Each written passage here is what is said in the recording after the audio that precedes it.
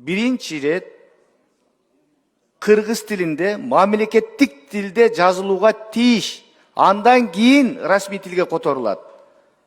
Жогорку Кеңешке мыйзам долбоору алгач мамлекеттик тилде киргизилиши керек. Бул тууралуу парламенттин 14 январындагы жыйынында Нурланбек Тургунбек уулу билдирди. Мыйзам долбоору биринчи кезекте мамлекеттик тилде кыргызча жазылыш керек.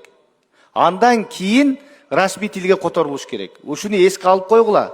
Ошон үчүн котормодо ката кетип атат деп атат. Биринчи ошол талап бардык мыйзамдарга, мыйзам долбоорлоруна тийиштүү.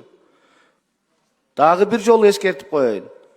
Бардык мыйзам долбоору биринчи рет кыргыз тилинде, мамлекеттик тилде жазылууга тийиш.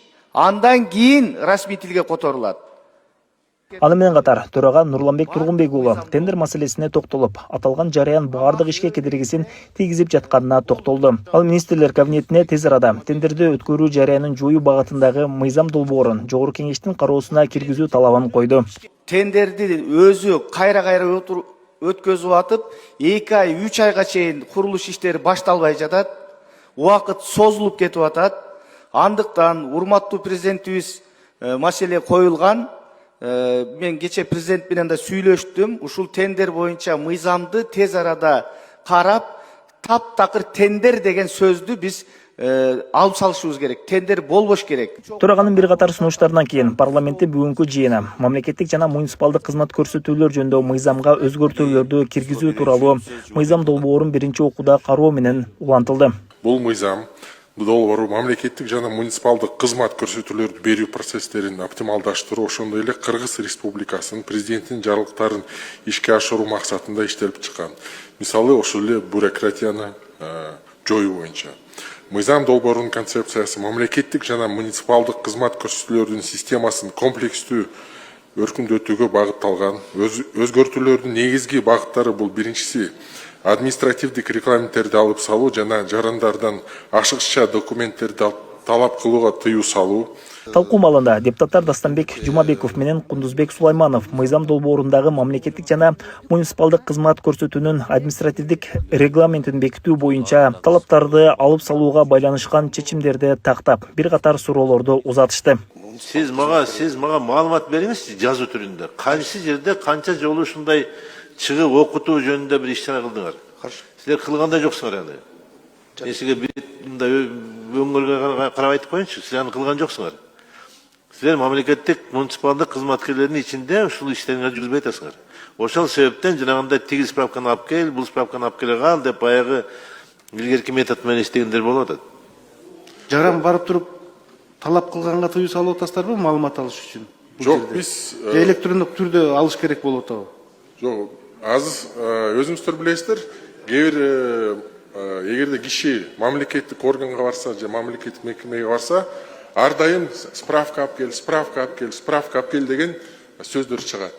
Биз ошону жоюп атабыз, себеби бүгүнкү күнү ушул түндүктүн ичинде бүт ушул справкалар, маалыматтар бар. Депутат Камила Талилова ар бир мыйзам элдин кызыкчылыгы үчүн иштеши керектигин белгилеп, мыйзам долбоорун сунушталган түрдө кабыл алууга болбой турганын кошумчалады. Ар бир мыйзам элдин пайдасы үчүн иштеш керек. Элге кызмат кыла турган мыйзам болуш керек. Элдин чөнтөгүнө кол сала турган мыйзамды кабыл алып бербешибиз керек, депутаттар. Ошон үчүн бул мыйзамды артка кайтарып алсын. Мен ошону сунуш кылат элем өкмөткө. Өзүңүздөр сунуш бериңиздер. Бул мыйзам болбойт, туура келбейт. Күн тартибине киргизилген Кыргыз Республикасынын мамлекеттик сыйлыктары, ардак наамдарды жана мамлекеттик сый акылары жөнүндө мыйзам долбоорун күн тартибинен алып салууну Алмазбек Абытов сунуштады. Күн тартибиндеги 6-чы маселе Кыргыз Республикасынын мамлекеттик сыйлыктарды, ардак наамдар жана мамлекеттик сый акылары жөнүндө мыйзам долбоору күн тартибинен алып коюңуздарды суранамын.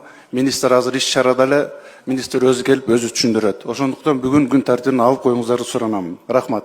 Берилген сунушка карабай, аталган мыйзам долбоору талаш тартыштын чордонуна айланды.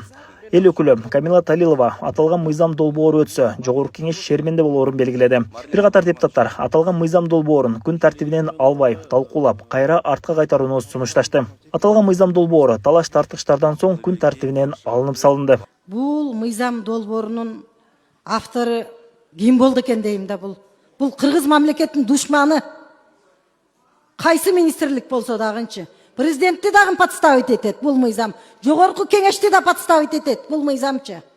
Ошон үчүн азыр талкуу кылсак дагы 6 айга кетет. Талкуу кылып туруп эле 6 айга кетирип берсекпи, кандай дейсиздер? Урматтуу депутаттар, биз бир нерсени эске алсак, себеби дегенде мына мамлекеттик кызматта, муниципалдык кызматта, жалпы коомдук кызматтарда биздин миңдеген жарандарыбыз эмгек кылат. Алар ушул заслуженный дейбизби, же башка наамдарды алганга жылдап күтөт, жылдап аракет кылат, жылдап кызмат кылат.